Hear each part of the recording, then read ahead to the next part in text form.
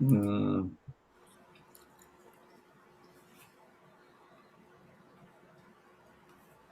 아,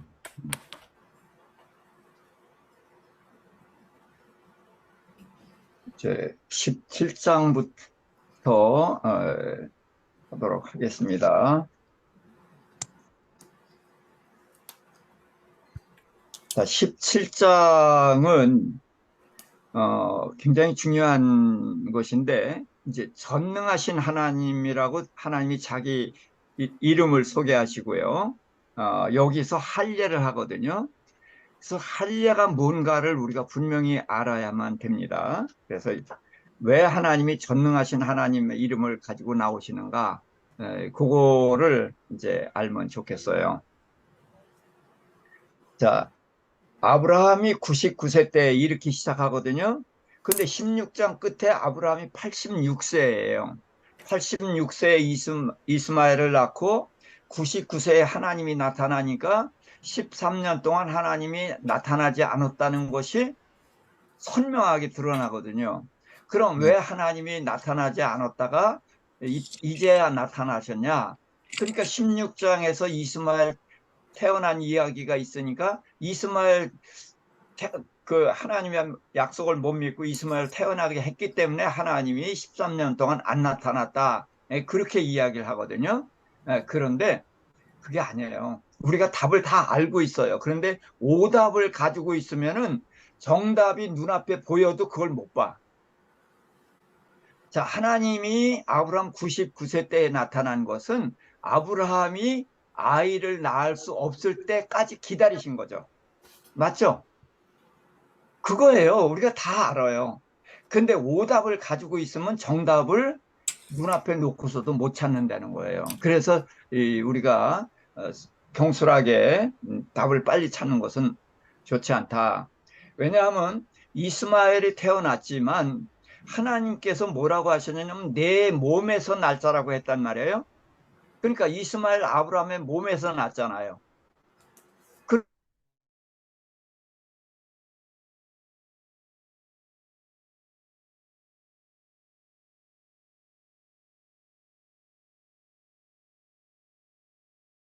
그러니까 풀어요. 어, 사라가 아브라함하고 같이 오랫동안 생활을 하고 이제 아브라함이 어, 벌써 이제 80세가 넘어갔단 말이에요. 음? 그러니까 초조한 거예요. 초조한 것은 아브라함도 초조하지만 사라가 더 초조한 거예요. 그래서 이러다가 어, 애를 못 가지면 어떻게 하나 하는 초조함이 있고 애를 못 낳는 것은 여자 책임이라고 다 생각을 하잖아요. 그러니까 사라는 이게 초조하니까 자기 몸종을 들여서라도 애를 낳으려고 했던 것이죠. 그래서 사라가 이제 이 하갈과 동침해서 애를 갖자 그랬을 때 저는 아브라함은 거절했다고 생각을 해요. 왜? 하나님이 주신다고 했다.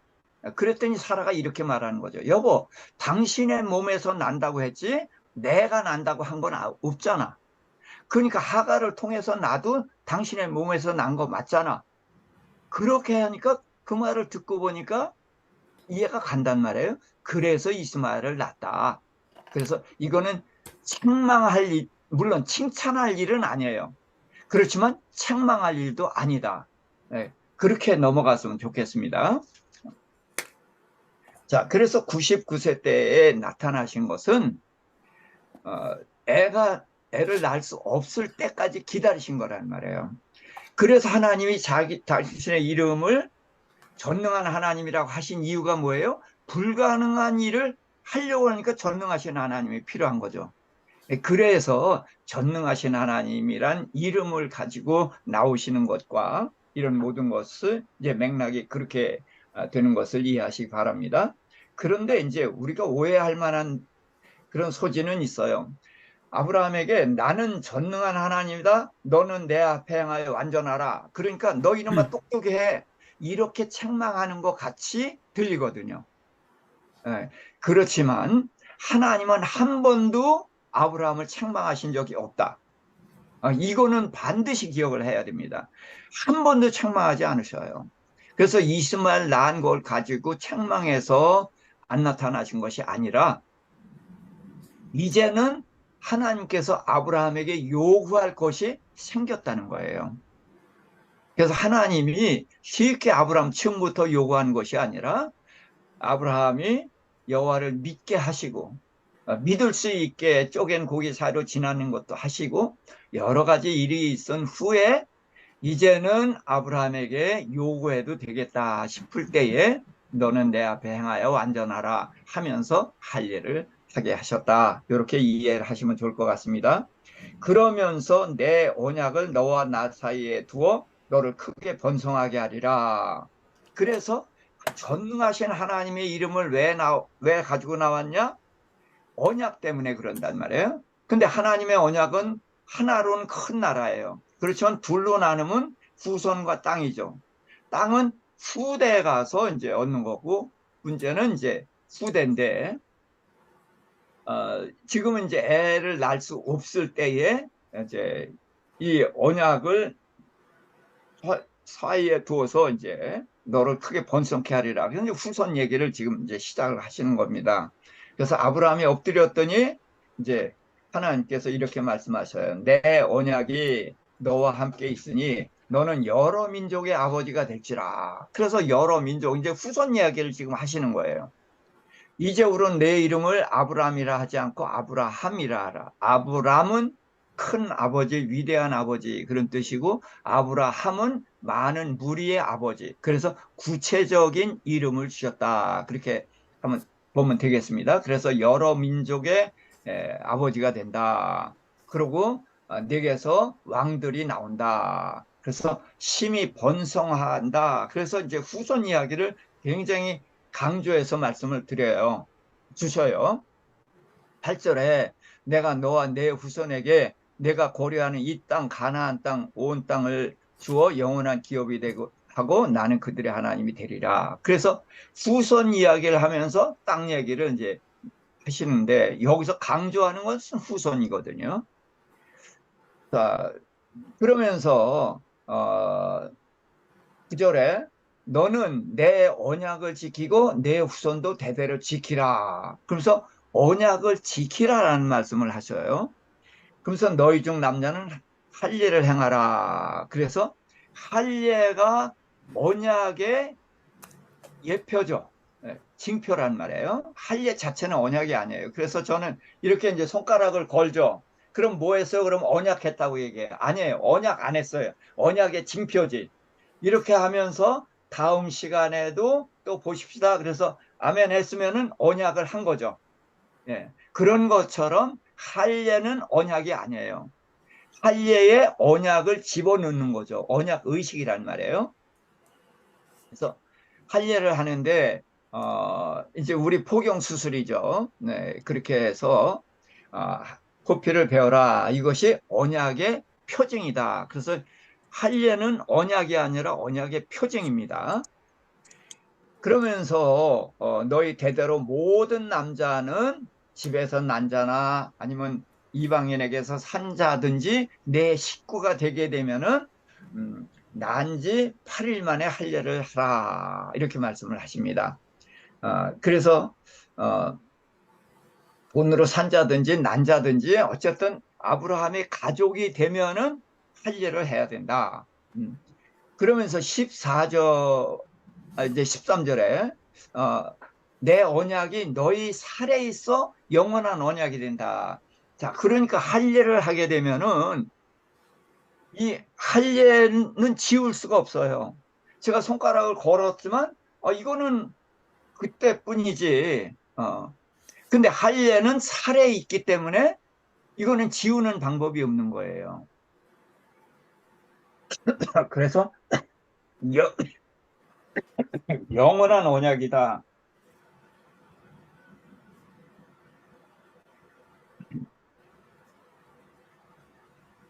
제가 할례를 좀 강조를 하는데요. 할례를 받지 않은 남자 또는 언약을 배반한 자는 백성 중에서 끊어진다. 그래서 할례를 안 해도 죽고 할례는 했는데 언약을 지키지 않아도 죽는 거예요. 자, 그러니까 자, 애굽에서 나온 사람들이 다 할례를 했죠.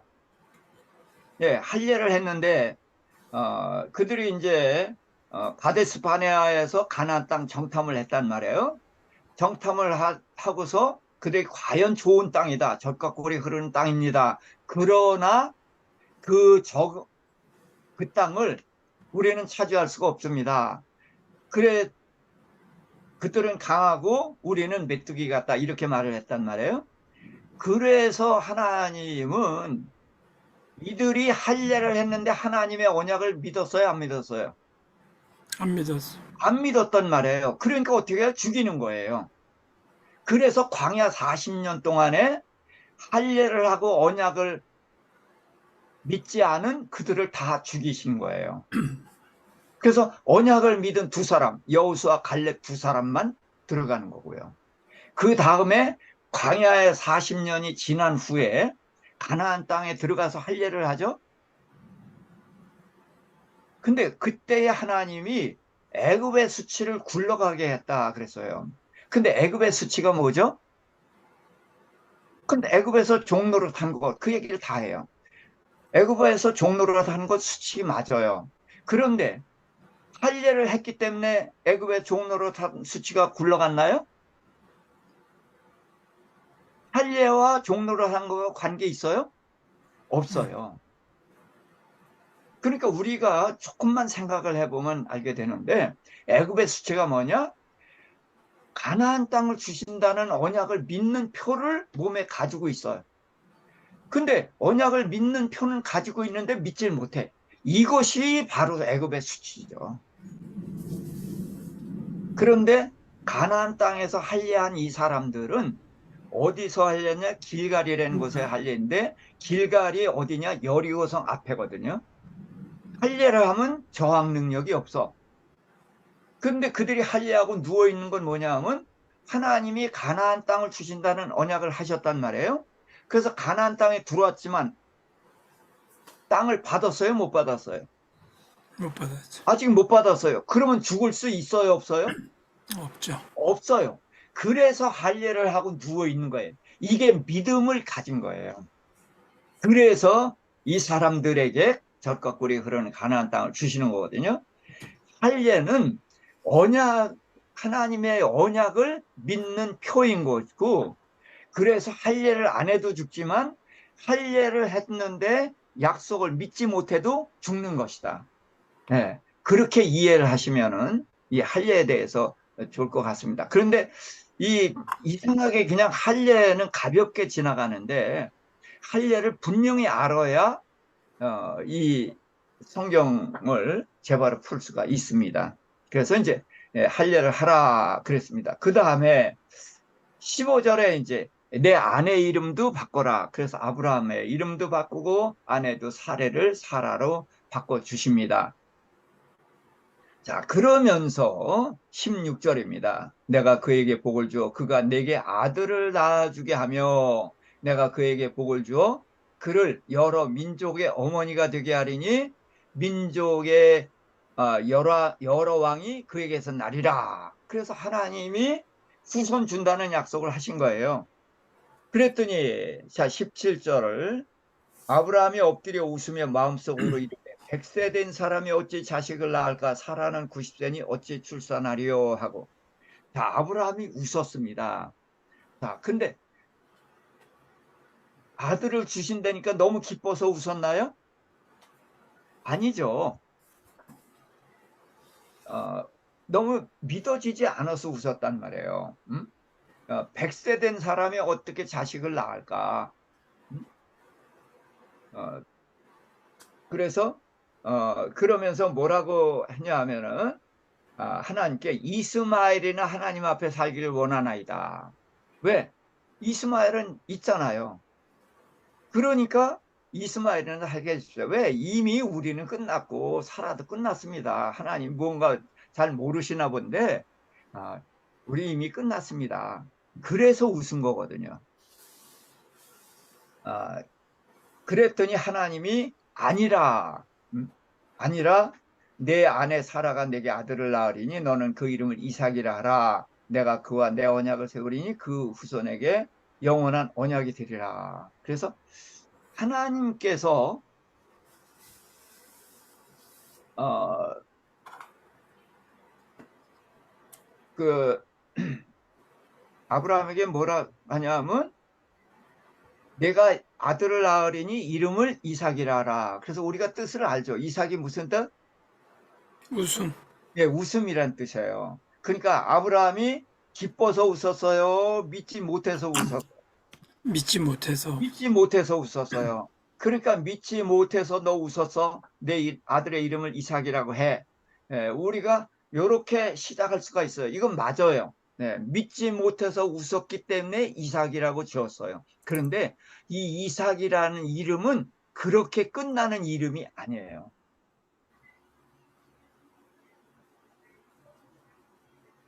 자, 아, 아브라함이 엎드려 웃으며 나는 100세고 아내는 90세니 무슨 어떻게 출산을 하겠는가? 그래서 이스마엘이나 하나님 앞에 살길 원하나이다. 그랬더니 아니라. 그래서 내가 그와 언약을 세우리니. 그가 누구예요?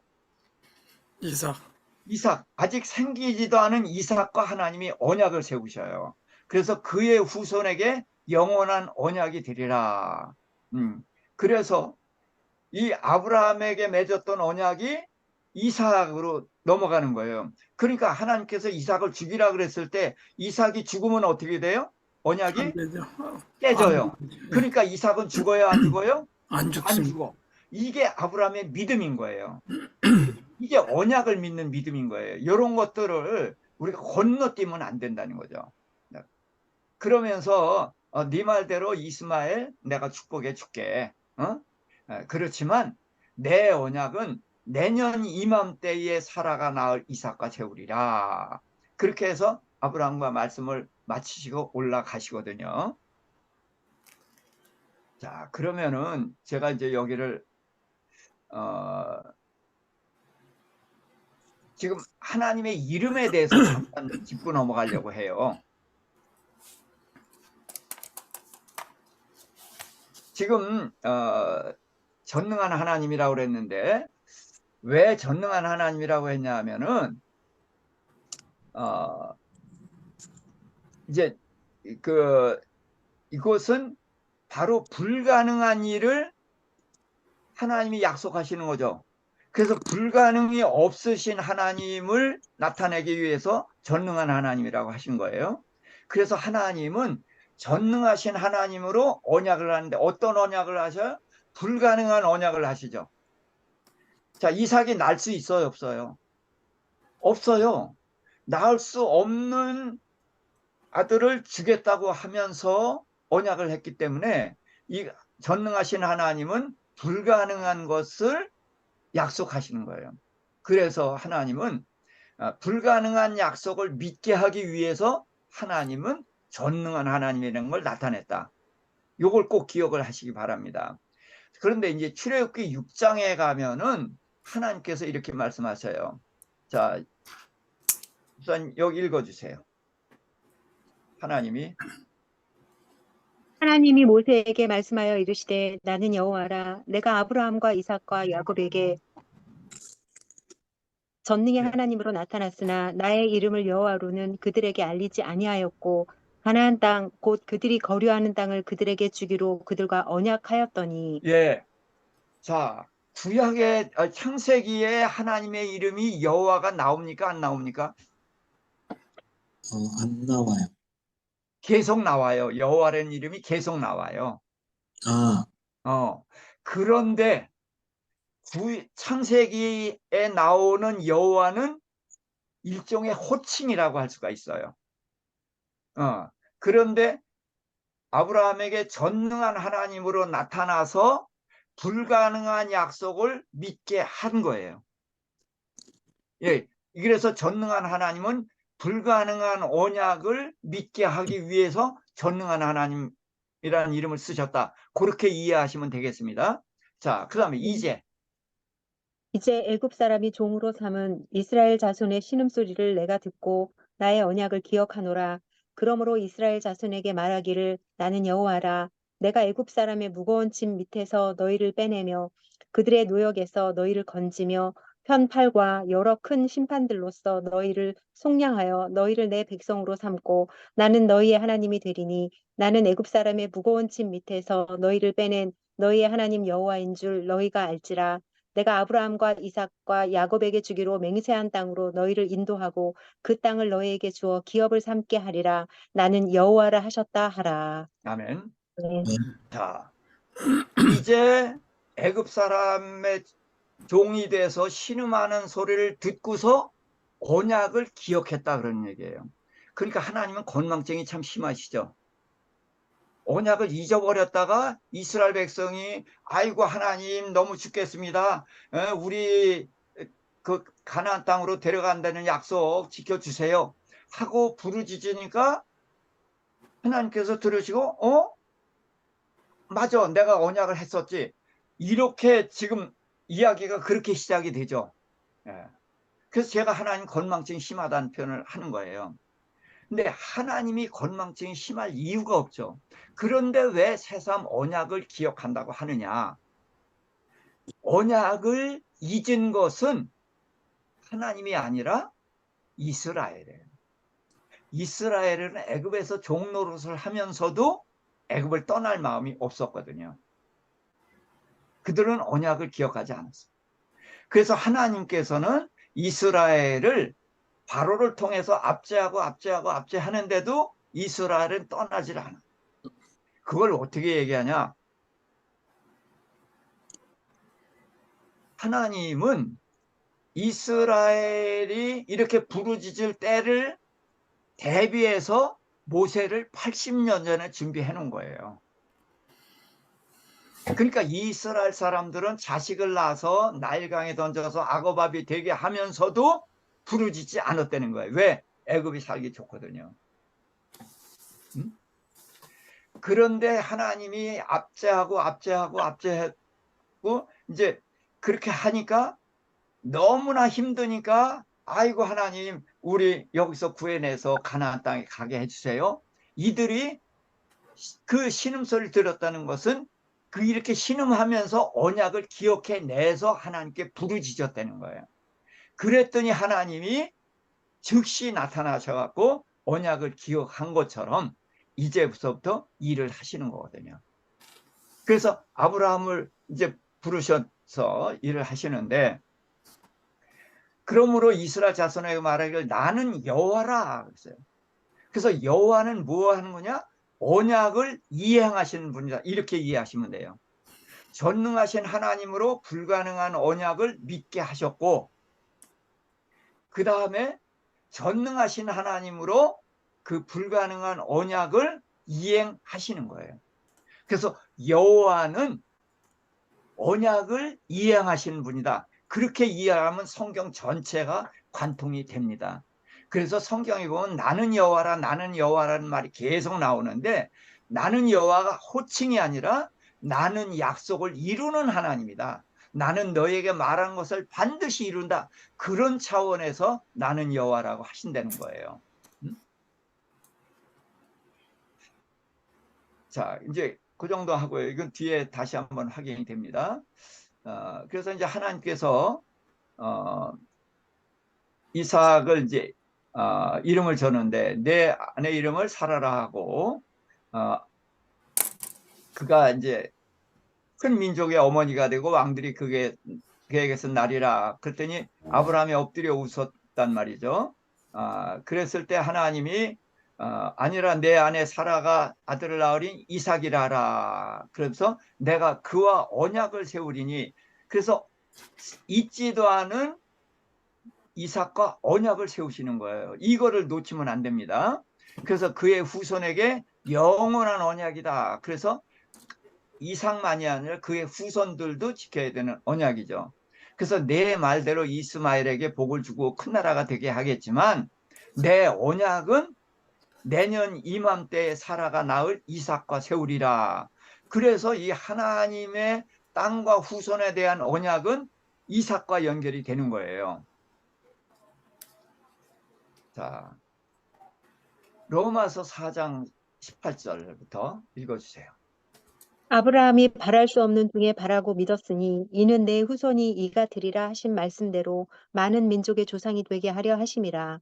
그가 100세나 되어 자기 몸이 죽은 것 같고 사라의 태가 죽은 것 같음을 알고도 믿음이 약하여지지 아니하고 믿음이 없어 하나님의 약속을 의심하지 않고 믿음으로 견고하여져서 하나님께 영광을 돌리며 약속하신 그것을 또한 능히 이루실 줄을 확신하였으니 그러므로 그것이 그에게 의로 여겨졌느니라. 아멘. 아, 이 말씀에 동의가 되세요?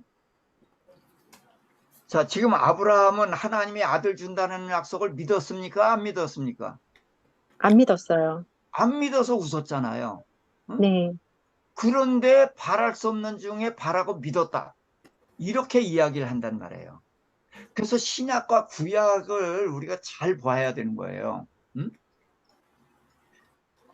구약은 그 믿음의 생성 과정과 그런 과정을 쭉 설명하고 있는 거예요. 근데 신약은 결론을 이야기한다는 거죠. 근데 그래도 이 로마서만은 과정을 이야기하고 있어요. 자, 보세요. 그가 100세 됐죠? 자기 몸이 죽은 것 같았죠? 사라의 태가 죽은 것 같았죠? 그거 알고 있잖아요. 근데 믿음이 어떻게 됐다고요? 약하여지지 아니하고 이렇게 내려가지 아니하고 과정을 이야기하는 게 짧게지만 그 다음에 믿음이 없어서 하나님의 약속을 의심하지 않고 믿음으로 견고해져서 올라가죠. 예? 믿음이 약하여져서 없어지지 않고 믿음이 견고하여져서 하는 과정을 담고 있어요. 여기서는. 그런데 히브리서에는 요런 과정도 없어요. 그래서 신약을 기준으로 믿음을 평가하게 되면 굉장히 위험합니다. 음? 믿음의 천재들, 믿음의 용사들만 등장하는 거예요. 근데 구약에서 보면은 믿음은 하나님의 선물이에요. 그래서 아브라함이 12장에서 내려왔지만 15장에서야 믿었고, 지금 여기도 아들 준다는 것을 믿지 못했단 말이에요. 그런데 이걸 믿었다고 신약은 이야기하거든요. 그래서 이런 것들을 보면서 우리는 믿음은 하나님의 선물이야. 그러면서 그 생성 과정, 성장 과정을 구약은 상세하게 설명을 하고 있는 거고 신약은 과정을 다 빼놓고 결과만 가지고 이야기한다. 예? 이거를 알게 되면은 우리가 믿음에 대한 큰 오해를 한 가지 내려놓는 거예요. 이거가 굉장히 중요합니다. 오늘날 교회에서 이 믿음을 지나치게 강조하는 바람에 박수 치는 사람으로 우리가 다 물러서 있어요. 우리가 이렇게 합시다. 아멘. 그러면서도 나는 못해. 이게 우리거든요. 그런데 의지력이 강한 사람, 그 사람은 해내요. 그러다 보니까 믿음은 의지력이 돼버려요. 근데 이거는 굉장히 위험한 믿음이거든요. 믿음의 주체가 나거든요. 그 뒤에 가면서 더 계속해서 설명이 가능합니다. 자, 이삭에 대한 웃음에 대한 이름인데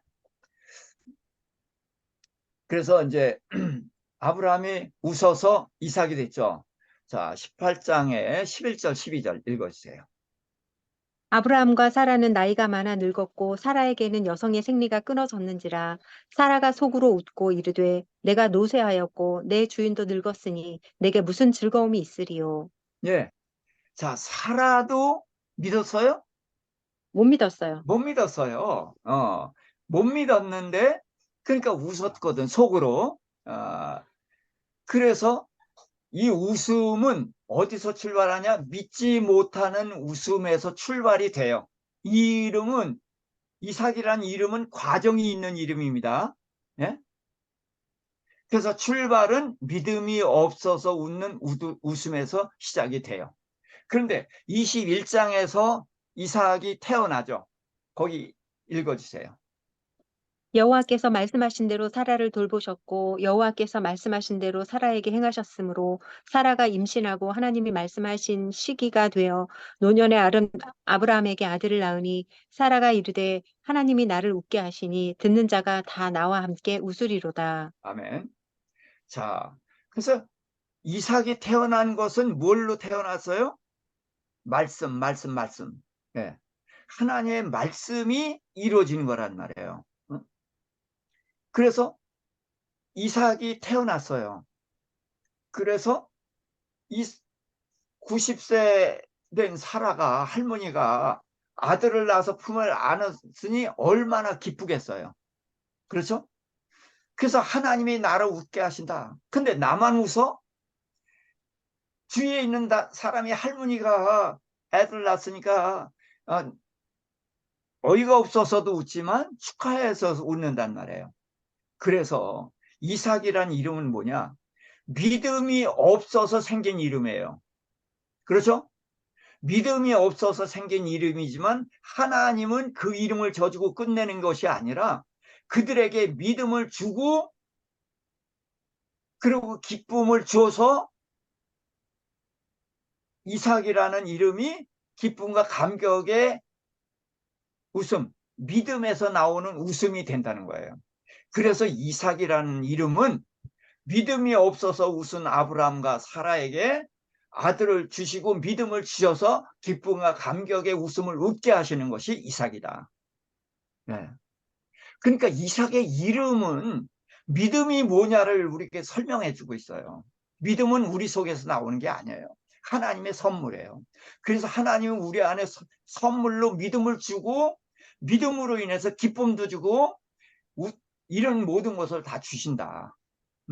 그래서 이삭의 이름을 꼭 이렇게 기억할 수 있기를 당부드립니다. 자, 할례에 대해서 아까 말씀을 드렸는데요. 언약의 표징이다. 그래서 이제 할례 받지 않은 자도 죽고 언약을 배반한 자도 죽는다. 그래서 이제 이 부분을 꼭 기억을 해야 되는 거고요. 그래서 아브라함이 99세 때에 이스마엘은 13살 때에 이제 할례를 행했다. 그래서 할례가 뭐냐? 육체의 후손이 언약의 후손이 됐다는 것을 나타낸다. 자, 그런데 자, 예수님이 새 술은 새 부대라는 말씀을 하셨죠. 네, 부대가 뭐예요? 부대는 그릇이에요. 그렇죠? 이 그릇이 있을 때의 내용을 담아요. 지금 이 잔이 있기 때문에 물을 담는단 말이에요. 그런 것처럼 성경에는, 구약에는 특히 형식이 많아. 이 할례도 뭐예요? 이게 부대예요. 할례만 한 거 가지고는 이게 뭐예요? 육체 할례인 거예요. 그러니까 성경에서 계속해서 무슨 할례를 하라 그래요? 마음의 할례를 하라 그러는 게 그거예요. 이거는 부대예요. 이거는 아무리 가지고 있어봤자 소용없어. 내용이 중요하단 말이에요. 그런데 이제 새술은 새부대라는 것은 이 구약으로 설명할 수 없는 것을 예수님이 하셔요. 그게 뭐냐면 세례예요. 할례가 언약의 의식인 것처럼 세례도 언약의 의식이에요. 그런데 할례 가지고서 세례를 설명할 수 있느냐? 예수님의 그 구원을 설명할 수 있느냐? 없어요. 네. 이건 구약이에요. 그래서 예수님이 하시는 일을 설명하기 위해서는 세례인데 세례를 물찍어 바르는 거 가지고서는 설명이 안 돼요. 원래 이제 원어가 밥티조니까 물속에 집어넣는 거거든요.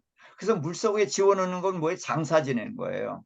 그 누굴 장사 지냈냐? 옛사람을 장사 지내는 거예요. 그러고서 새 사람을 끄집어내주는데 이 끄집어내주는 사람 새 사람.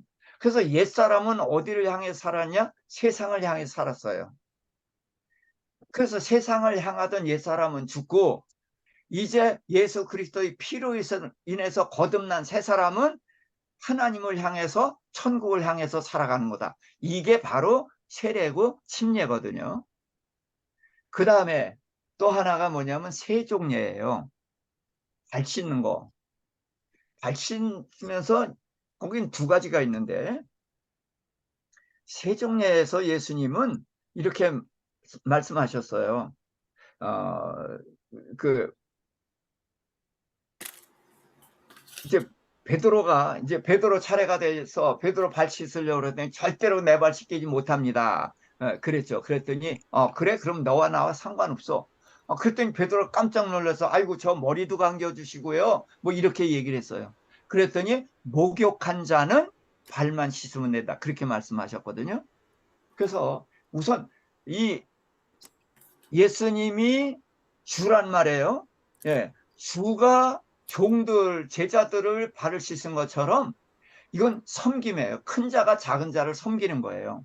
그래서 세종례는 섬기는 거고, 그래서 목사, 장로, 권사, 집사는 뭐예요? 직분이 섬기는 직분인 거예요. 권세가 아니에요.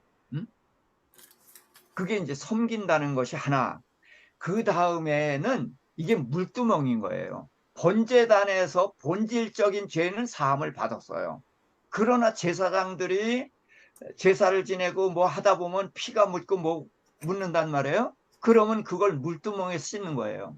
예수를 믿어서 예수님이 우리의 죄를 사해서 흰눈 같이 희게 하고 그래서 하나님의 자녀가 되는 권세를 주셨지만 예수 믿고 나서도 여전히 죄를 짓는단 말이에요. 그 죄를 어떻게 하는 거냐? 사해 주시는 거예요. 그래서 이 세종례는 뭐냐? 섬기는 것과 다른 사람의 죄를 용서해 주는 것을 나타내는 거다. 네. 이게 세종례입니다. 그 다음에 성찬례. 성찬식에서 이제 예수님은 떡과 포도주 주시죠. 그래서 포도주는 뭐를 나타내죠? 피를 나타내죠. 자, 피는 뭐 하는 데 써요? 죄를 씻는 데 써요. 그래서 예수님의 보혈로 우리의 죄를 흰눈보다 더 희게 양털보다 더 희게 씻어주신단 말이에요. 자, 그게 피예요. 그리고 씻고 우리에게 거듭난 생명을 주시는 거예요. 그러면 떡이 뭐냐는 거예요. 빵이 뭐죠? 이거를 자꾸 예수님이 나를 기념하라 그랬다고 기념하는 걸로 그냥 넘어가 버려요. 기념이라는 것은 그냥 지나가는 것이 아니라 그 예수님의 뜻을 우리가 받들어서 계속해서 준행해 나아가고 이어져 가야 되는 거예요. 그래서 요한복음 1장 14절에 말씀이 육신이 되어 그래서 예수님의 몸은 말씀이에요. 그래서 피로 우리를 죄에서 깨끗게 씻고 하얗게 백지를 만든단 말이에요. 자, 그러면은 하얗게 왜 백지를 만드셔요? 자, 이렇게 지저분한 것을 예수님의 피로 깨끗하게 하신단 말이에요. 이렇게 깨끗하게. 그럼 왜 깨끗게 해요? 여기다가 하늘나라를 그리려고 깨끗하게 했거든. 어떻게 그려요? 말씀으로. 말씀으로 거룩해지는 거예요. 그래서 피로 깨끗해지고 말씀으로 거룩해지고 하나님을 닮아가는 거거든요. 그래서 이것이 이제 새술은 새 부대. 그래서 세 가지 형식 속에 담긴 구약에서 설명할 수 없는 새 규례를 이렇게 세 가지 형식에 담아서 주신 거거든요. 그래서 할례도 형식인데 내용을 놓치면은 바리새인이 되는 거예요. 그래서 할례는 하나님의 언약을 믿는 표다. 젖과 꿀이 흐르는 가나안 땅을 주신다는 언약과 내 후손이 하늘의 별같이 많아지리라는 두 가지 언약. 그래서 하늘나라를 세우신다는 하나님의 언약을 믿는 표가 할례다. 그렇게 이해를 해주시면 되겠습니다.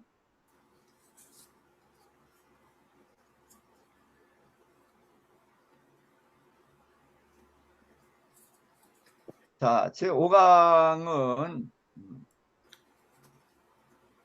하나님께서 아브라함 집을 방문하신 이야기입니다.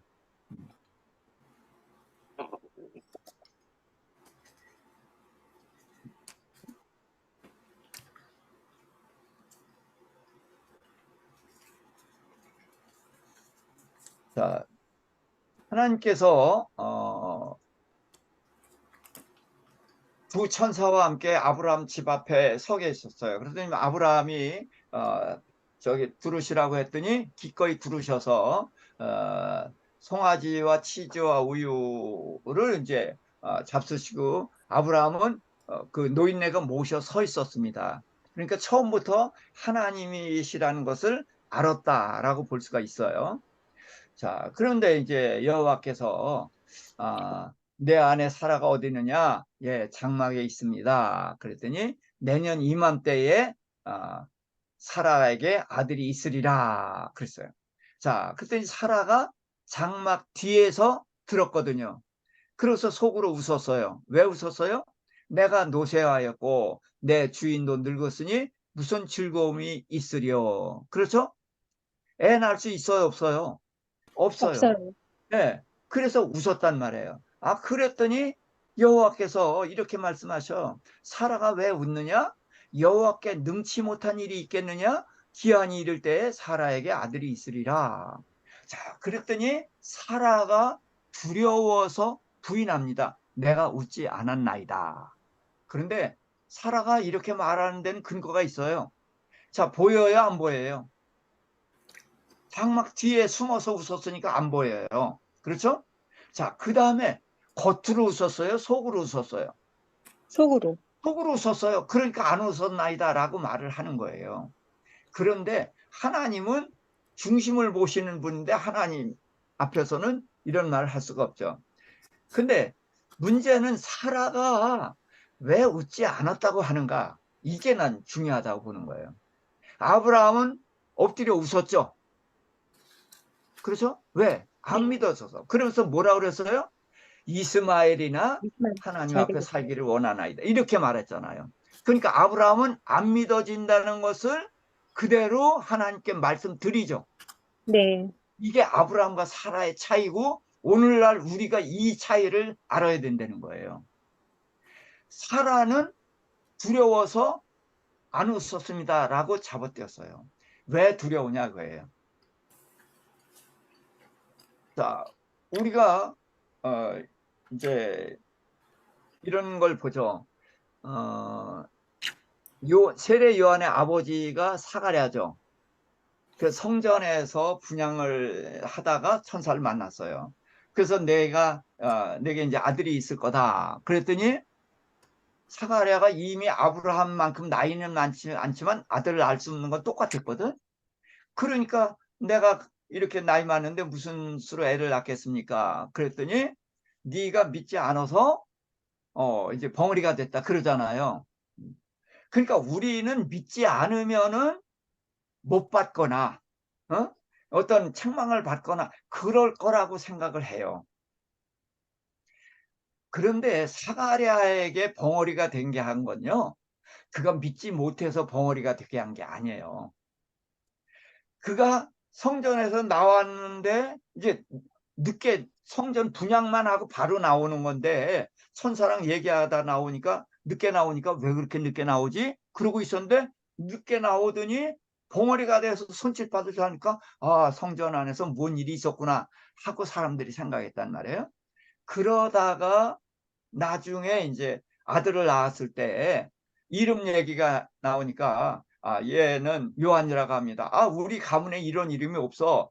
그러고서 이제 남편한테 사가랴한테 얘기해봐. 그랬더니 사가랴한테 이제 서판을 가져왔단 말이에요. 그래서 썼는데 뭐라고 썼어요? 요한. 그래서 요한이라고 쓰니까 그제서야 말이 터졌어.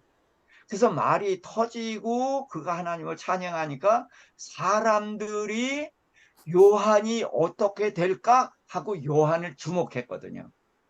그러니까 하나님이 사가랴를 벙어리 만든 것은 그가 믿지 못해서 벙어리가 되게 한 게 아니라 세례 요한을 주목해 보게 하려고 벙어리가 되게 한 거란 말이에요. 자, 그러니까 지금 우리는 믿음에 대해서 이런 오해를 하고 있어요. 하나님은 엄격하셔서 이제 이렇게 하실 것 같아요. 사라가 그걸 두려워한 거예요. 웃을 수밖에 없었지만 남편한테 얘기 들었었잖아요. 하나님이 말씀하신 것 얘기했겠지. 그랬는데 이렇게 얘기할 때는 역시 믿어지지 않으니까 웃을 수밖에. 그랬는데 왜 웃느냐? 여호와께 능치 못한 일이 있겠느냐? 아이고 큰일 났네. 그래서 아이 나 안 웃었습니다. 이렇게 나오는 거예요. 근데 아브라함은 그렇게 하지 않거든요.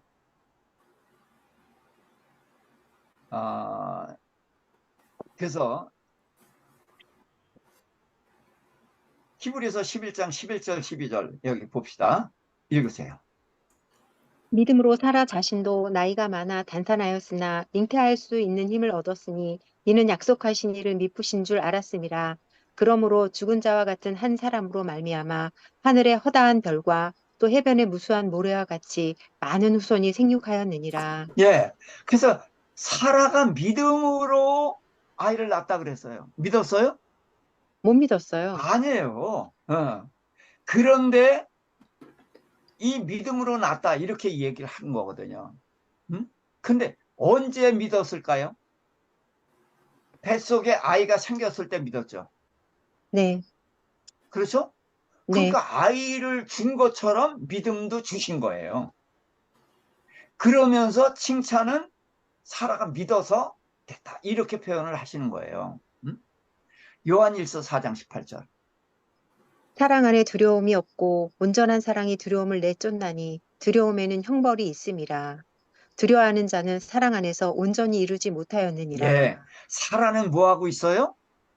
두려워하고 있어요. 두려워하고 있어요. 그러니까 아직 하나님 안으로 못 들어오고 있는 거예요.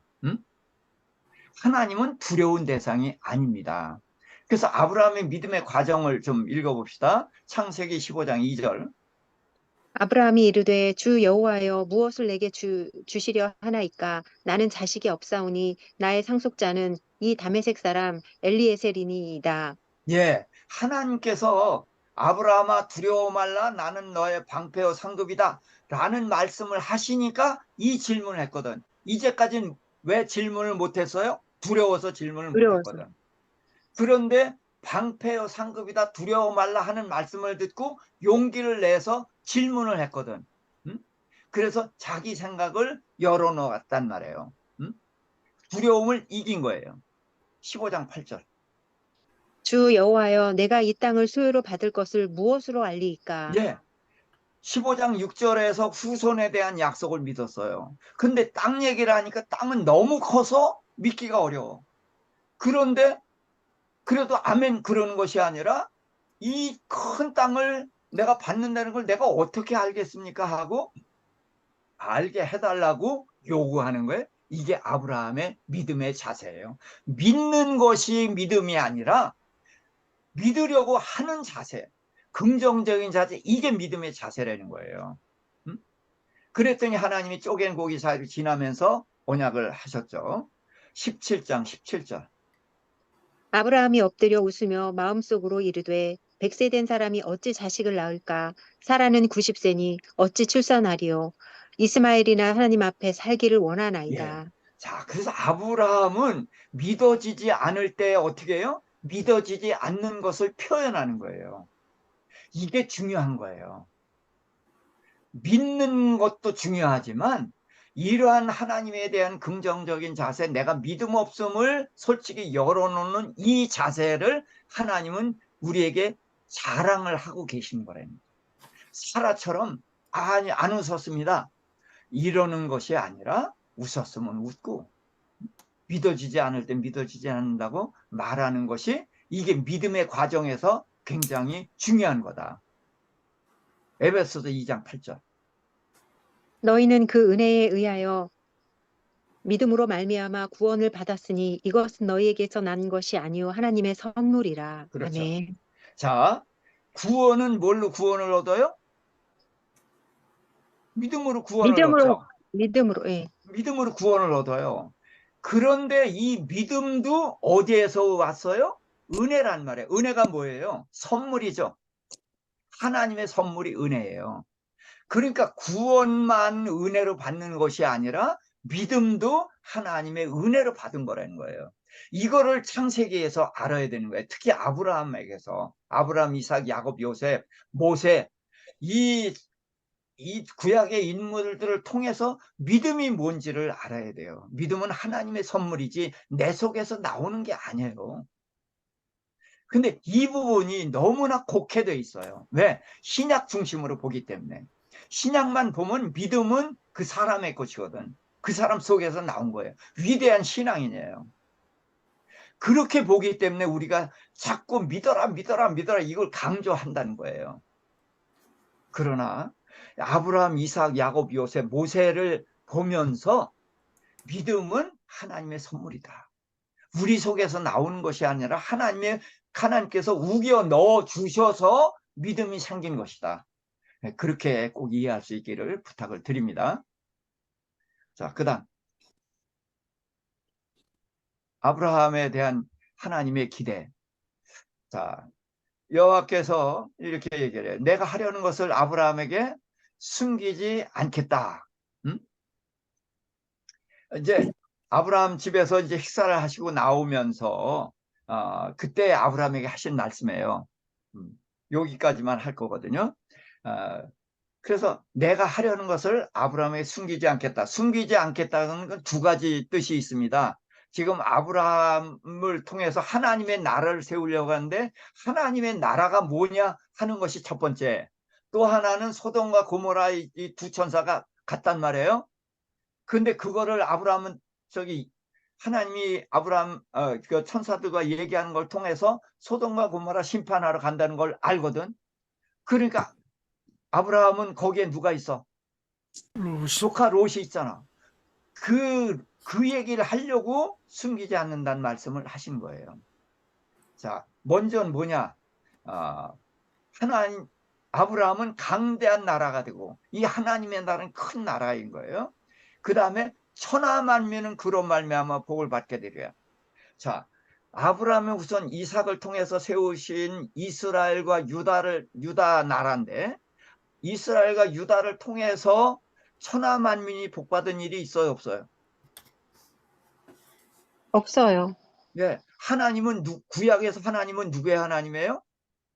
이스라엘의 하나님. 이스라엘의 하나님이에요. 천하만민의 하나님이 아니에요. 그럼 여기에서 천하만민은 그로 말미암아 복을 받게 되리라 했을 때 천하만민은 바로 예수. 우리들 이방인까지 말하는 거고, 그래서 아브라함의 후손을 통해서 그는 누구냐?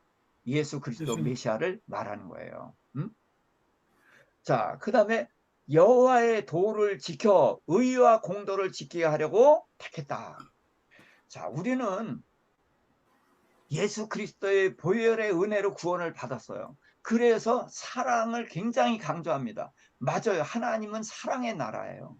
그런데 하나님은 사랑으로 사랑을 나타내기 위해서 공도를 내려놓거든요. 자, 바로가 잘못한 일이 있어요, 없어요? 없어요. 없어요. 근데 잘못한 일이 없는 바로에게 재앙을 내린 것을 통해서 하나님의 아브라함에 대한 사랑이 드러났죠. 네. 네. 그래서 사랑을 위해서 공도를 내려놓으셔요. 뒤에 또 한 번 그렇게 하셔요. 사랑은 의를 내려놓을 때에 사랑이 두드려져 보이는 거예요. 그런데 문제는 사랑을 통해서 우리를 구원해내신 다음엔 뭘 하시려고 하느냐? 의와 공도를 세우려고 하는 거예요. 근데 우리가 이걸 놓쳐요.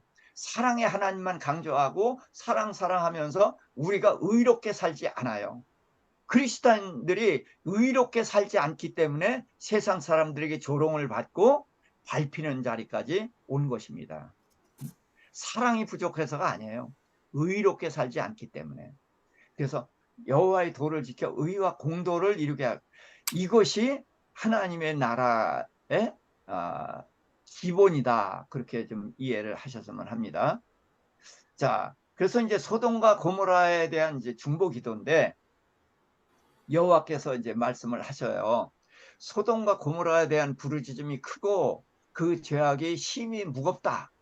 그래서 내가 내려가서 내게 들린 것과 같은지 아닌지 보고 알려하노라. 그래서 저는 여기서 아이고 하나님은 시력이 나쁘시네 이렇게 얘기를 해요. 자, 그러니까 하늘에서 뭘 들었어요? 소돔과 고모라에 대한 부르짖음이 들렸죠. 그러니까 하나님은 청력이 뛰어나셔요. 그렇죠. 그런데 문제는 그들은 부르짖음과 죄악이 진짜 그런지 안 그런지 보려고 내려오시겠다는 거죠. 네, 그래서 제가 하나님은 시력이 나쁘다 소리를 하는 거예요. 근데 하나님이 시력이 나쁠 리가 없죠. 근데 네, 왜 이렇게 말씀하셔요? 이것은 두 가지예요. 하나님은 땅에서 일어난 일을 저 하늘에서 보고 다 마음대로 하실 수가 있어요. 그렇죠? 그리고 그 심판은 정확해요. 그럼에도 불구하고 하나님은 저 위에서 팔짱 끼고 이래라 저래라 이렇게 하지 않으시고 애정을 가지고 마치 내려와서 보는 것처럼 그렇게 하시고서 심판을 하시고 뭘 하신다. 그런 의미로서 이제 말씀을 하신 거고, 또 하나는 아브라함하고 얘기를 하려고. 아브라함은 지금 똥끗하요. 왜? 두 천사가 소돔으로 갔잖아. 뭐 하러 간 거예요? 심판하러 갔잖아요. 근데 거기 네, 조카 롯이 있잖아. 응? 네. 그래서 이 아브라함하고 이야기를 하려고 이 말을 꺼낸 거예요. 응? 자, 그랬더니 아브라함이 이제 하나님께 질문을 합니다. 자, 그러면 여기를 읽어주세요. 그냥 아브라함. 의인을 악인과 함께 멸하시렵니까? 그 성에 50 의인이 있어도 멸하시렵니까? 의인을 악인과 함께 죽이심은 부당하고 의인과 악인을 등일시하심도 부당합니다. 세상을 심판하시는 이가 정의를 행하여야 하지 않습니까? 아멘. 자, 아브라함은 하나님을 공의로운 하나님이라고 하셔요? 아니면은 공의롭지 부당, 못하다고 알고 있어요? 공의롭지 못하다고. 아, 원래 알기는 공의롭다고 알고 있어요. 지금. 지금은 부당하다고 생각해요. 그렇죠. 예. 자, 이게 참 중요합니다. 여기를 저는 중국에서 이제 목사들을 모아놓고도 여기를 이제 읽은 다음에 아브라함은 하나님을 어떤 하나님으로 알고 계십니까? 그럼 공의 하나님 이렇게 다 공의더션 이렇게 얘기하거든. 공의 하나님이라고. 이게 우리 선입관이 이렇게 무서워요. 하나님은 공의 하나님이다 라고 생각하니까 아브라함이 무슨 말을 했든지 공의 하나님 이렇게 말했다는 거예요. 그러니까 우리가 이제 그 사람들 중국 사람들이지만 한국에서도 이거를 읽고서 질문하면 지금 이 모임에서는 이런 하나님을 공의롭다고 그렇게 못 본다고 말했지만 다 공의롭다고 인정을 해요. 그래서 우리가 성경대로 읽어야 되는데 우리는 내 생각을 읽어내요. 이게 너무나 많기 때문에 제가 이런 부분을 좀 가지고 이야기를 합니다. 자, 아브라함은 하나님이 공의롭지 못하다고 생각을 하는 거예요. 응? 왜냐하면 거기에는 의인도 있을 거라는 거죠. 자, 두 천사를 보냈잖아요. 네, 그러면 뭐 하러 가요? 심판하고 심판하러 가요. 근데 거기는 내 조카 롯도 있지만 착한 사람들도 있을 조, 거다. 그렇죠. 거기도 의로운 사람이 있을 거 아니냐. 근데 두 사람은 분명히 대화 중에 보면은 심판하러 갔거든. 응? 그러니까 하나님은 공의롭지 못하다고 생각을 하는 거예요. 그런데 감히 하나님의 심판에 대해서 아브라함이 낄 수가 있어요, 없어요? 없어요. 껴들 수가 없어. 그런데 하나님께서 아브라함 앞에 두 천사 보낸 후에 아브라함한테 소돔과 고모라에 대한 부르짖음이 크고 그 죄악이 힘이 무겁다. 그래서 내가 내려가서 내가 들린 것이 과연 그런지 안 그런지 보고 알려하노라. 그러니까 보고 알려하노라 그러니까 아직 결론이 안 났다고 볼 수가 있죠. 네, 여지가 있지. 네, 그러니까 아브라함이 하나님께 이제 어떻게 하면 대드는 거예요. 의인을 악인과 함께 멸하시렵니까? 그 성 중에 의인 50명이 있어도 멸하십니까? 의인을 악인과 함께 죽이시면 부당하고 의인과 악인을 동일시하심도 부당합니다. 왜? 지금 천사들이 갔잖아, 심판하려고. 그리고 아브라함 여기 50명이 있다고 생각을 해요. 왜 그럴까요? 확신하거든. 롯이 있으니까. 그렇죠. 자, 아브라함에게 318명이 있었죠. 네, 롯에게도 그만큼은 아니어도 꽤 많은 사람들이 있잖아요. 네, 롯의 휘하에. 그러니까 롯의 휘하에 있는 사람이 떨어져 나갔어도 그래도 죽어도 몇 명은 있을 거다? 50명. 50명은 있을 거다. 이것이 아브라함의 롯에 대한 믿음인 거예요. 음? 그래서 세상을 심판하시는 이가 정의를 행해야 하지 않습니까? 그 50명에 대한 확신을 가지고 있으니까 50명 의인을 멸하시는 분은 공의롭지 못하다. 이렇게 확신을 가지고 이야기를 한 거예요. 이 아브라함의 말이 그 말하는 의도가 이해가 되죠. 네, 자, 그랬더니 여호와께서 의인 50이 있으면 내가 용서하리라. 그랬더니 아브라함이 50명 중에서 5명이 모자란다고 성을 멸하시렵니까? 이렇게 따져요. 그러니까 지금 아브라함은 50명에 대한 확신이 있었단 말이에요. 그래서 이 하나님이 아니라 다른 사람이었으면 무슨 소리 하는 거야? 거기 50명이 없단 말이야? 말도 안 되지. 이렇게 아마 얘기했을 거예요. 근데 문제는 하나님이야. 하나님이 50명 있으면 용서하리라. 그 말은 50명이 없다는 말이거든. 깜짝 놀라는 거죠. 그러니까 모자라도 몇 명 모자랄 거다. 그래서 5명. 이렇게 얘기하는 거예요. 응? 그래서 아브라함의 마음을 우리가 같이 읽으면 좋을 것 같아요. 그랬더니 내가 40명, 45명 있으면 멸하지 않겠다. 그랬더니 너 하지 마시고요. 그래서 40명. 그 다음에 30명, 20명. 그래서 노하지 마시고 2번만 아뢰겠습니다. 10명이 있으면 어떻게 하겠습니까? 이렇게 말할 때 아브라함은 이미 10명도 없다고 생각을 하는 거죠. 그래서 10명이 있으면 멸하지 아니하리라. 그러고서 하나님은 그 말씀을 마치고 가시고 아브라함도 자기 곳으로 돌아갔어요. 자, 여기에서 그러면 이게 아브라함의 기도죠. 예? 기도예요. 하나님과 대화하는 거니까 기도야. 그러면은 아브라함이 한 기도가 뭐냐고요.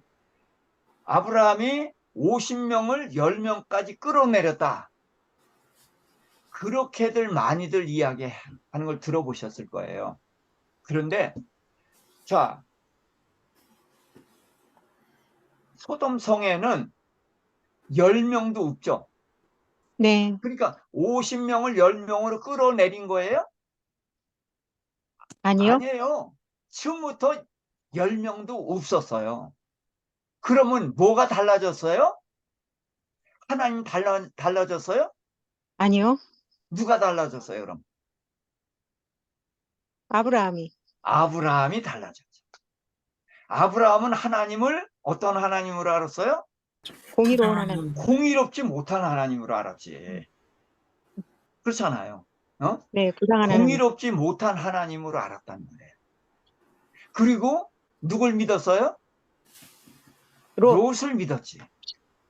그렇죠? 네, 롯을 믿고 롯에게 적어도 50명은 있을 것이다 라는 생각을 가지고 있었어요. 그런데 기도하는 중에 내 생각은 틀리고 하나님은 맞다. 그거를 아는 거예요. 이게 기도의 한 중요한 면이에요. 우리는 기도는 뭐냐? 하나님께 내 생각을 관철시키는 거, 이게 기도라고 생각을 해요. 그것도 있어요. 응?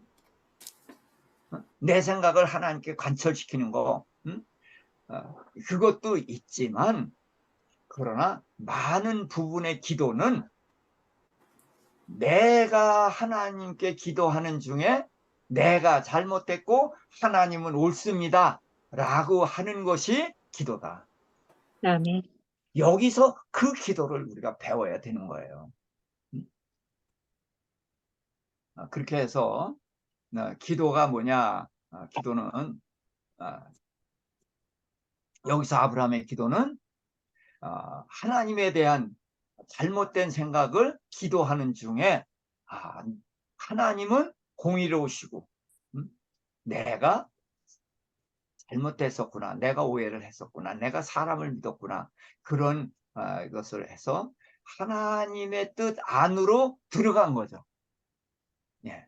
그래서 기도는 하나님을 바꾸는 것이 아니라 하나님으로부터 뭘 뜯어내는 것, 그것도 맞지만 많은 부분의 기도는 기도를 통해서 나를 보고 나의 잘못된 것을 알고 하나님을 바로 알게 되는 것, 이것이 기도다. 그렇게 기도에 대해서 생각을 해봤으면 좋겠습니다. 오늘 여기까지 아니죠. 여기까지 하면 안 되고 다음 더 해야 됩니다. 네. 아비멜렉 사건 요거 요거 잠언 여기 읽어주실까요? 16장 4절. 여호와께서 온갖 것을 그 쓰임에 적당하게 지으셨나니 악인도 악한 날에 적당하게 하셨느니라. 이건 소돔과 고모라 얘기예요. 근데 이 앞에를 안 읽고서 했네. 요거는 취소. 네. 소돔과 고모라, 이제 소돔에 천사가 들어간 거기서부터 이제 제가 설명드리겠습니다. 저녁 때에 두 천사가 이제 소돔에 들어갑니다. 왜? 점심 먹고 나왔잖아요. 그래서 소돔에 도착했을 때가 저녁 때인데 롯이 두 천사를 영접합니다. 그랬더니 두 천사가 거절하다가 마지못해서 응낙하고 들어가서 이제 무교병을 먹어요. 자, 그런데 그때 이제 동성애자들이 몰려오거든요. 그랬을 때에 이제 롯이 나가서 말리지만 천사가 롯을 붙잡아들이고 그들의 눈을 어둡게 해서 이제 두르지 못하게 하죠. 그래서 동성애는 심판받아 마땅한 그 시대의 모습을 가장 정확히 표현하고 있는 거예요. 지금 우리가 동성애자들이 이렇게 난리 피고 이러는 것은 이게 정말로 심판받아 마땅한 때가 됐다는 것을 나타내는 겁니다. 그래도 이 시대는 동성애자들이 언제 나타나요? 밤에 나타나요. 근데 지금은 동성애자들이 대낮에 피켓 들고 외치고 다녀요. 정말 큰일 난 거예요. 자, 그래서 두 천사가 롯에게 이렇게 말을 합니다. 소돔을 우리가 멸하러 왔다. 그래서 내게 속한 자는 다 끌어내라. 자, 그랬더니 롯이 제일 먼저 이제 딸과 정혼한 사위들에게 갑니다. 그래서 그들에게 이제 하나님이 여길 심판할 거 멸망할 거다. 그랬더니 그들이 농담으로 여겼더라. 그랬단 말이에요. 그래서 제가 여기 읽어보라고 한 거예요. 잠언 16장 4절 읽어보실까요? 여호와께서 온갖 것을 쓰임에 적당하게 지으셨나니 악인도 악한 날에 적당하게 하셨느니라. 예. 그러니까 악인이 악한 날에 적당하게 뭐예요? 이 악인들이 구원받으면 돼요, 안 돼요? 안 돼요. 안 돼. 그러니까 농담으로 여기에서 안 나오게 되는 거예요. 예. 이게 하나님이 하시는 방법 중에 하나다. 꼭 기억하시기 바랍니다. 그런데 이 저녁 때 들어갔는데 동틀 때까지 롯과 아내와 두 딸이 지체하고 있어요.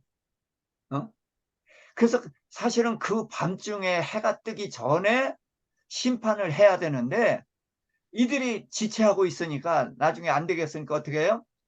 롯과 그 아내 한 천사는 그 손을 붙잡고 또한 다른 천사는 두 딸의 손을 붙잡고 성 밖으로 끄집어내줘요. 그렇게 하는데 거기 성경이 뭐라고 됐냐? 여호와께서 자비를 더하십니다. 자, 그러니까 롯은 이 소돔과 고모라에서 구원받을 수가 있어요, 없어요? 받을 수가 없죠. 없어요. 예. 자기 발로 나와야 되잖아요. 나가라 그랬단 말이에요. 나가야 돼요. 근데 못 나오는 거예요. 그러니까 끄집어내 주니까 이거는 자기 발로 나온 게 아니니까 하나님의 자비를 더하심이라는 거죠. 자, 그러면서 천사가 돌아보거나 머물지 말고 산으로 도망하여 멸망을 면하라. 그렇게 얘기를 했어요.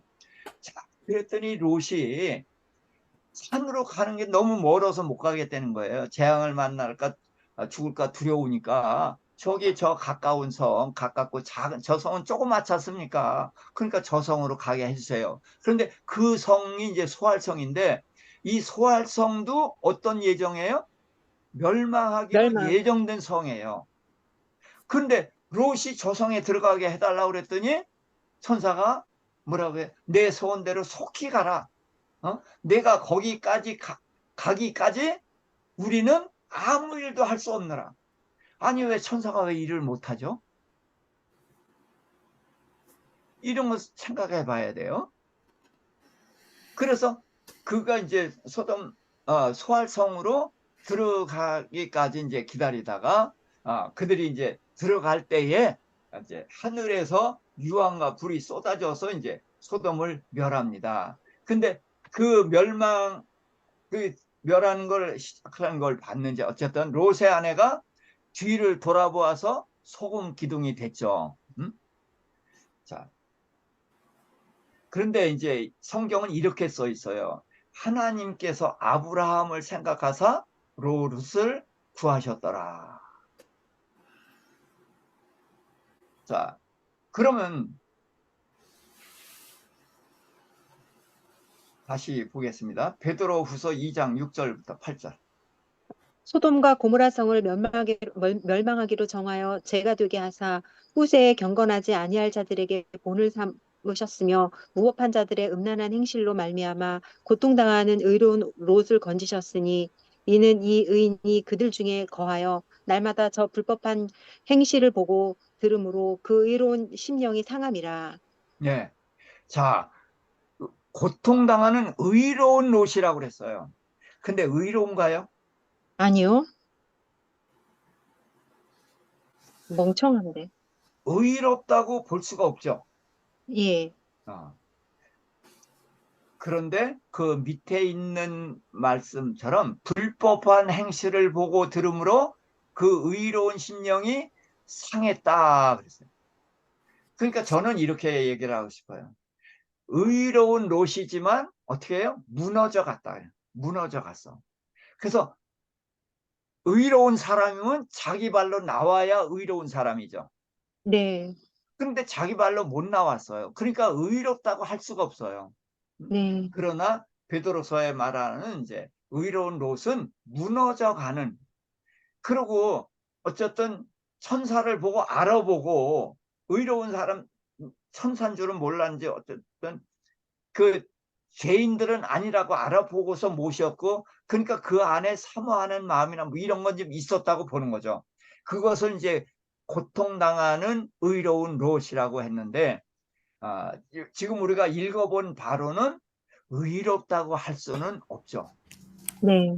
자, 그 다음에 누가복음 9장 62절.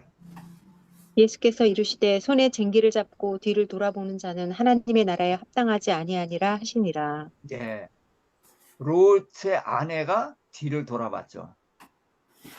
그러니까 하나님의 일을 하는데도 뒤돌아보면 안 되는데 구원을 받는데 결국은 뒤돌아보지 말라고 경고를 했는데도 뒤를 돌아봤단 말이에요. 그러면 왜 뒤를 돌아봤어요? 그것은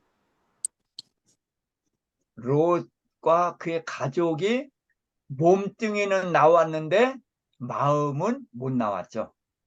네, 이해되죠? 예, 네, 네. 마음이 못 나온 거예요. 그럼 자, 창세기 12장 3절.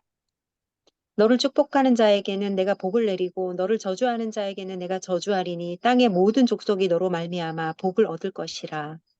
아멘. 음, 자, 제가 왜 여기를 끄집어냈을까요? 자, 롯, 네, 하나님께서 소돔과 고모라 심판을 하러 두 천사를 보냈잖아요. 네, 그랬더니 몸다른 게 누구예요? 아브라함 아브라함. 몸달았어요. 왜? 조카 음. 롯이 있거든. 그런데 조카 롯을 하나님이 이 지금 롯의 모습을 보면 어떻게 돼? 롯은 끝나야 되죠. 네. 여기서 끝내야 돼요, 롯은. 그런데 롯을 죽이면은 누가 가슴 아파요? 아브라함. 그럼 아브라함을 누가 저주한 거대? 하나님께서 하나님. 하나님께서 아브라함을 저주한 것이 돼. 그럼 하나님이 뭐 받아야 돼? 저주를 받아. 저주. 저주받아야 되지. 너를 저주하면 저주한다. 하나님은 다른 사람은 해당하고 나는 안 돼. 그런 분이 아니에요. 하나님은. 그럼 공의롭지가 않으시지. 아브라함을 저주하는 자는 저주한다. 그렇게 말씀하셨기 때문에 롯이 거기서 죽으면은 아브라함 가슴 아파한단 말. 저주한 것이 돼요. 그럼 누가 죽여서?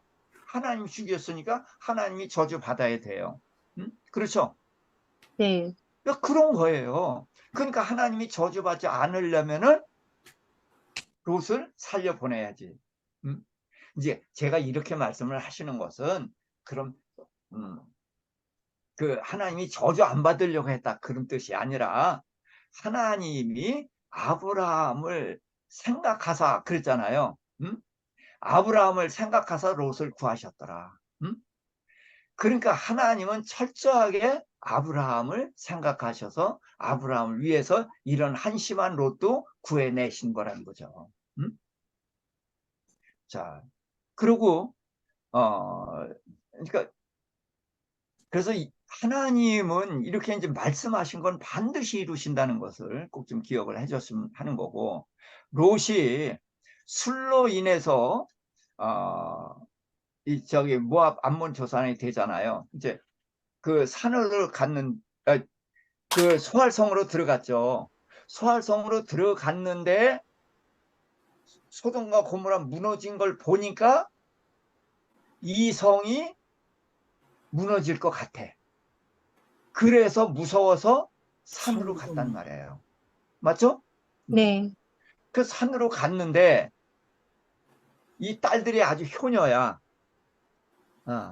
우리 아버지 대를 이을 사람이 없어. 그러니까 우리들이라도 대를 이어야 되겠다. 그래서 아버지한테 술 먹이고 큰딸이 자고 둘째 딸이 자서 모압과 암몬의 조상이 되거든요. 자, 그러니까 롯이 딸하고 동침하겠어요? 맨정신에? 못하죠. 못하죠. 뭐 때문에 했어? 술. 술 때문에. 그래서 노아도 술 때문에 벌거벗고 자다가 자식을 저주했고, 롯도 술 때문에 딸하고 동침해서 부끄러운 조상이 된단 말이에요. 그래서 성경은 구약 성경뿐 아니라 신약 성경에서도 술은 일상적인 생활 가운데 들어와 있어요. 그런데도 불구하고 성경은 술에 대해서 엄격하게 이야기해요. 자, 시편 아니 잠언 23장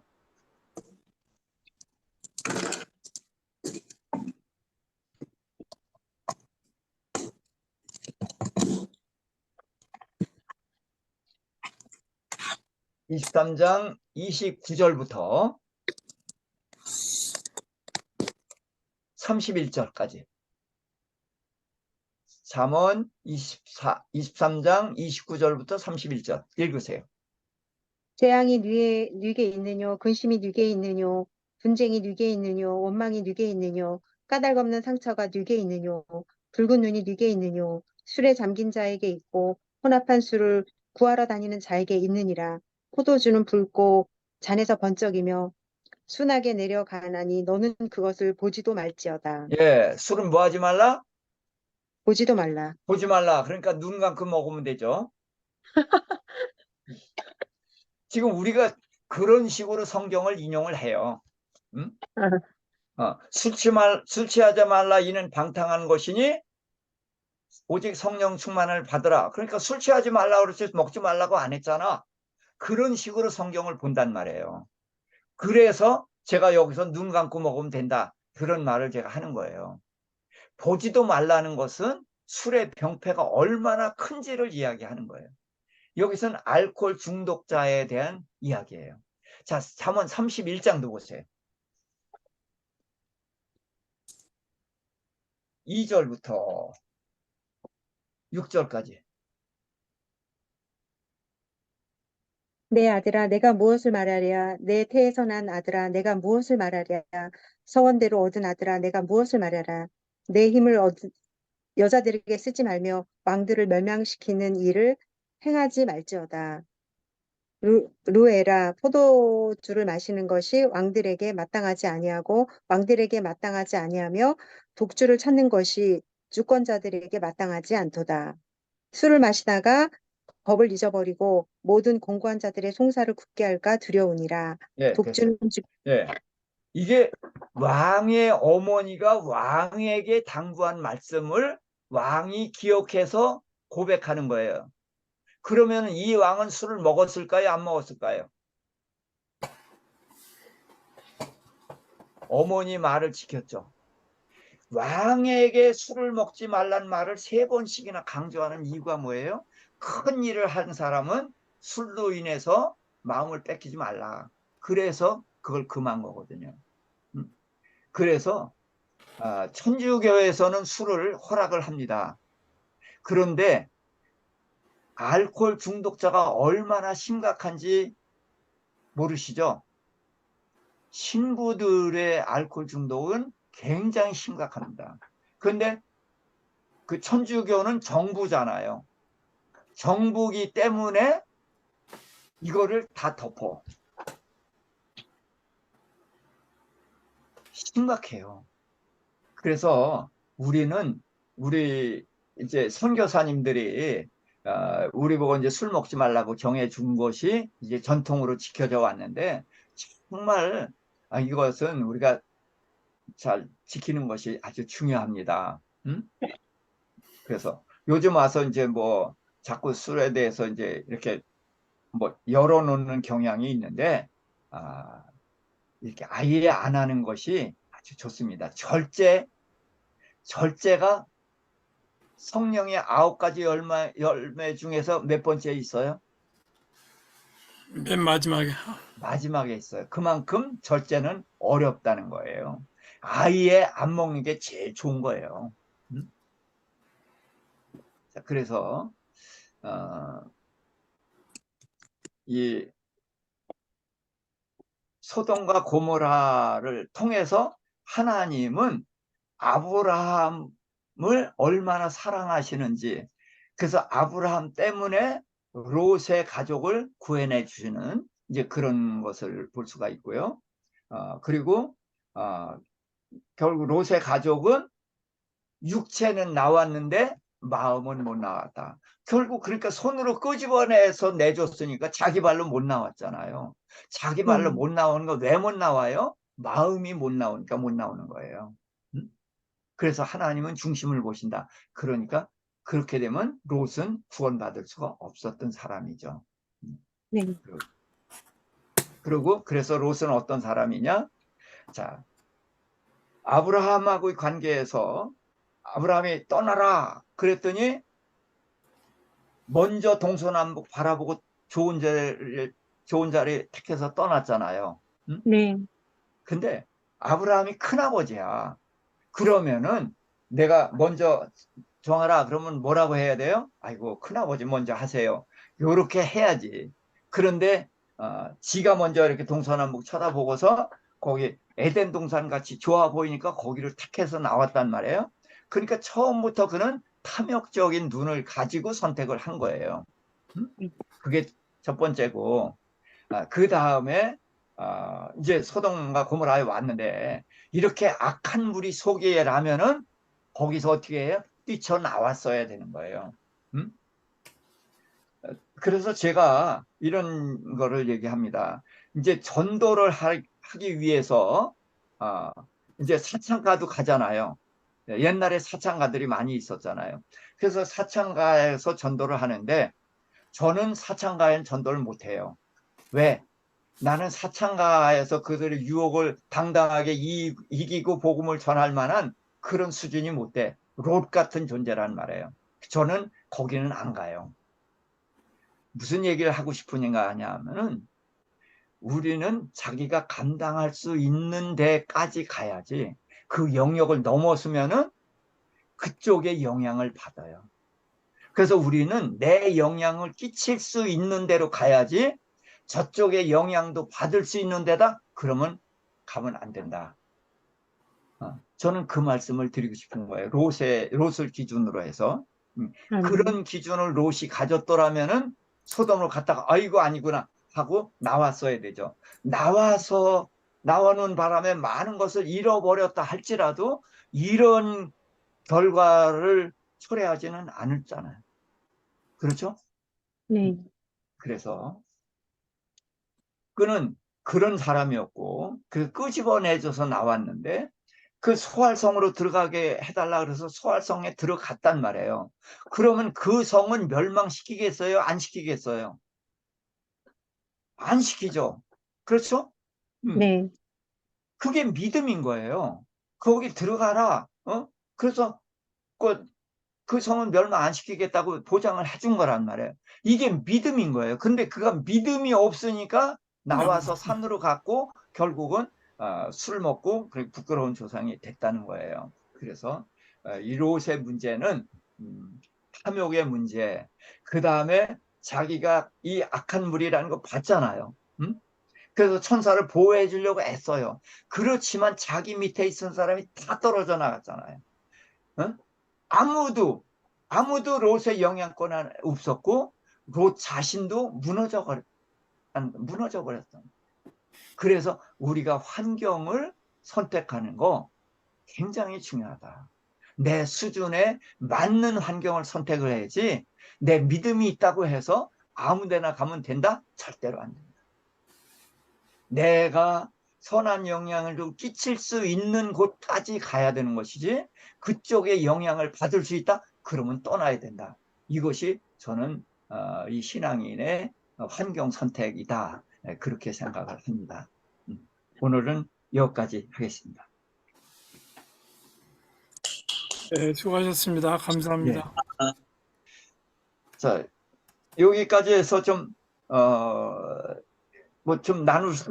나눌 것이 있으면은.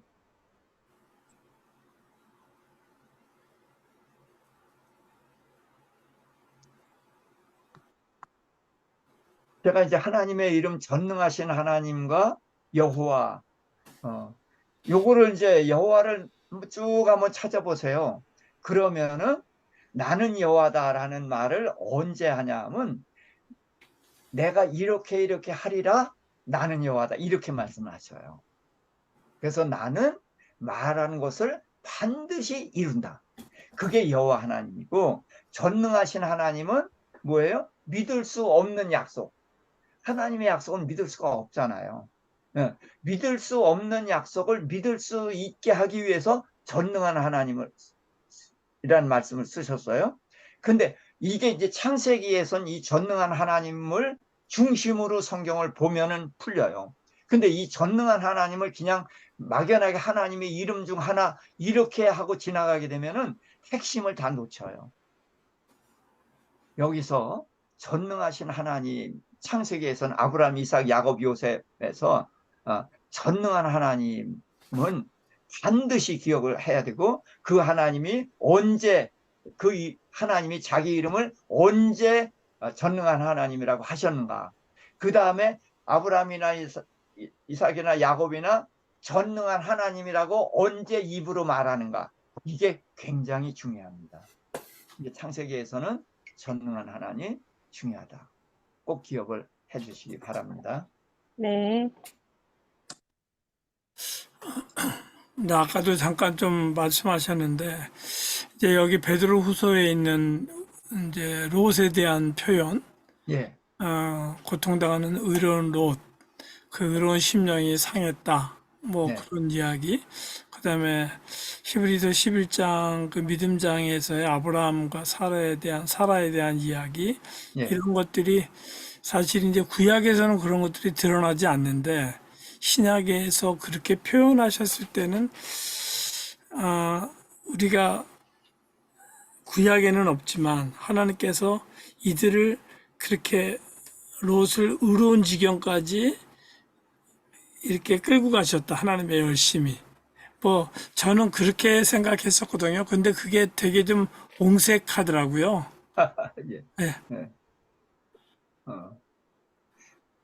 그래서 왜 하나님께서는 뭐 이제 그 못에 대한 것도 뭐 바로의 궁에 있는 것보다 뭐 그런 것들도 성경에서는 찾아보기가 어려운데 그렇다고 신약 성경에서 이야기하신 게 뭐 잘못 표현한 건 아닐 텐데 그래서 그 이후에 하나님께서 그들을 그런 사람으로 이렇게 빚어 가셨구나. 그래서 그 결과를 우리에게 뭐 이렇게 알려주신 건 아닌가. 뭐 예. 그런 생각을 하긴 했는데 하여튼 좀 옹색합니다. 예. 그래서 이제 이 부분 구약과 신약을 어떤 관점으로 봐야 되느냐를 이게 예, 이제 아브라함, 특히 이제 아브라함을 통해서 이제 보면서 구약의 인물들을 이 구약 인물들은 이제 쫙 설명이 있잖아요. 네, 근데 신약에서는 이 설명을 또 할 필요가 없거든. 예. 예. 그래서 그런 관점으로 보게 되면은 그냥 무난하지 않을까 저는 이제 그렇게 생각을 해서 특히 이제 아브라함 할 때 이제 이 부분을 제가 말씀을 드리는 거죠. 글쎄 그래갖고 이 베드로후서에 있는 말씀 가지고 뭐 오래전에도 뭐 그냥 뭐 논쟁은 아니지만 예. 뭐 롯이 뭐 의롭냐 근데 이 말씀을 근거로 해서 봐라 이 의롭다고 얘기하지 않냐 예, 뭐 하여튼 뭐 질문 같은 질문은 아니고요 그냥 어, 예, 예. 예. 그래서 저는 이제 이 구약에서 그 이제 구약에 등장하는 인물은 신약에서는 결론을 이야기하고 구약에서는 그 사람의 네네 출발서부터 이렇게 이제 그거를 얘기한다. 이제 그렇게 보게 되면은 그냥 큰 부딪힘은 없지 않나 이제 그런 생각을 제가 하죠. 근데 다음에 아브라함이 예, 그 조카 롯을 사랑하는 마음이 상당히 크다는 게 느껴져요. 그렇죠. 예, 자식도 아니고 가까운 친척도 아니고 그냥 조카인데 그렇게 말 안 듣는 조카 롯을 어, 끝까지 살리려고 하는 아브라함의 그 마음이 되게 따뜻하게 그러니까 느껴졌어요. 아브라함은 그 사랑의 사람이고 가슴이 따뜻한 사람이에요. 예, 네. 그래서 하나님하고 막 논쟁하는 게 처음에 저 되게 당돌하게 느껴졌거든요. 어, 막 약 올리는 것처럼 느껴졌어요. 막 5명씩 감해 가면서 그렇게 어, 하는 게 근데 지금 보니까 굉장히 진지한 장면이네요. 그렇죠. 네. 그래서- 근데 그러니까 예, 근데 그 목사님께서도 그 제목을 아까 보니까 예, 소돔과 고무라에 대한 중보기도라고 제목을 이렇게 해놓으셨는데 예, 아 이제 실질적으로는 하나님께서 공의롭지 못하다라고 해서 항의성으로 이렇게 묻게 되는 거 아닙니까? 예. 그렇게 되면 그거를 중보기도라고 얘기를 할 수가 있을까? 음. 뭐 자, 누굴 위해서 기도를 했죠? 롯을 위해서 이거 기도하고 롯을 위해서 기도했죠. 그러니까 네네 중보 기도죠. 네네네 예, 롯을 위해서 롯을 위해서. 어. 근데 하나님이 공의롭지 못하다라고 하는 태도를 가지고 기도하는 게 맞나 싶기도 하고 아니요. 그러니까 우리는 네 하나님에 대한 오해 이게 늘 있어요. 네네 근데 그거를 그 전혀 가리지 않고 그냥 아브라함은 솔직하게 굉장히 부드러운 사람인 것 같으면서도 하나님에게는 굉장히 솔직하거든요. 네네 이걸 우리가 꼭 배워야 된다고 네네네 생각해요. 그래서 그 사라처럼 안 웃었습니다. 이게 우리의 모습이거든. 예, 사라처럼 하지 않고 아브람처럼 하나님께 그냥 열어놓고 대하는 이 자세, 이것이 저는 굉장히 귀한 거라고 생각합니다. 글쎄요, 저도 오늘 말씀하신 중에 제일 좀 마음에 와닿았던 부분이긴 한데, 처음에 그런 오해로부터 시작됐지만, 내가 오해했었구나. 하나님은 공의로우신 분이구나. 거기 정말 의인이 없구나. 네. 예, 그런 것들을 깨달아가는 과정이 믿음. 뭐, 그 면이 저는 오늘 굉장히 좀 말씀에서 새롭게 깨닫게 된 부분인 것 같습니다. 예. 감사합니다. 예. 자, 그래서 이제 다음번에 이제 아비멜렉 왕에게 마누라 바치는 이야기가 또 나오잖아요. 네, 네. 근데 이걸 보고서 이제 우리가 그냥 아예 또 두 번째 그러네 웃고 넘어가는데 이건 굉장히 중요한 문제거든요. 아, 여기에서 아브라함이 누구냐, 하나님이 어떤 분이냐를 여기에서 알아야 돼요. 이게 굉장히 중요한 자리예요. 근데 이게 대개가 그냥 스쳐 지나가거든요. 여기에서 하나님은 아브라함으로 하여금 하나님이 어떤 분인지를 확실하게 알게 해주시거든요.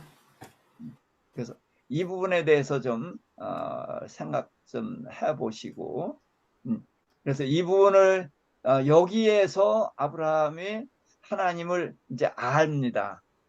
그 하나님을 알고, 그러고서 이제 22장에서 이삭을 번제로 바쳐라. 그럴 때에 여기 이 때의 일이 아브라함이 이삭을 바치는 데까지 뒷받침이 되는 거예요. 이제까지 경험한 모든 것들이 총체적으로 이삭을 번제로 바치는 데까지 가거든요. 예. 그래서 건너뛰면 안 돼요.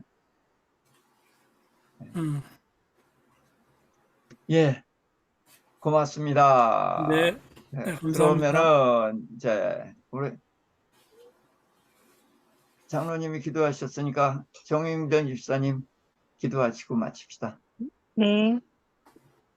하나님, 감사합니다. 오늘도 저희에게 이렇게 귀한 시간을 허락하셔서 하나님의 말씀을 아버지 듣게 하시고 그 말씀을 통해서 우리가 조금씩 자랄 수 있는 아버지 그런 터전을 마련할 수 있게 해주셔서 너무나 감사합니다. 아멘. 아버지, 우리 성경의 인물들을 통해서 나를 돌아보고 나를 비춰보며 하나님이 어떤 분이신지를 조금씩 알아가는 것이 너무나 재미있습니다. 아버지, 이 시간을 놓치지 않고 하나님 매일 이 시간을 아버지 정말 기다리는 우리가 되게 하여 주시옵소서. 아멘. 말씀 전하시는 우리 도마 목사님에게 하나님께서 기름 부어 주시고 아버지 건강 허락하시는 대로 아버지 정말 하나님께서 아버지 중국에 대한 비전도 아버지 하나님께서 함께 빚어가시기를 바라며 오늘도 예수 그리스도 이름 받들어 간절히 기도드렸습니다. 아멘. 네, 네, 감사합니다. 감사합니다. 우리 낙헌이가 들어왔구나. 오늘 뭐 못 들어온다 그러더니 어떻게 또 들어왔어? 반가워. 수고 많으셨습니다.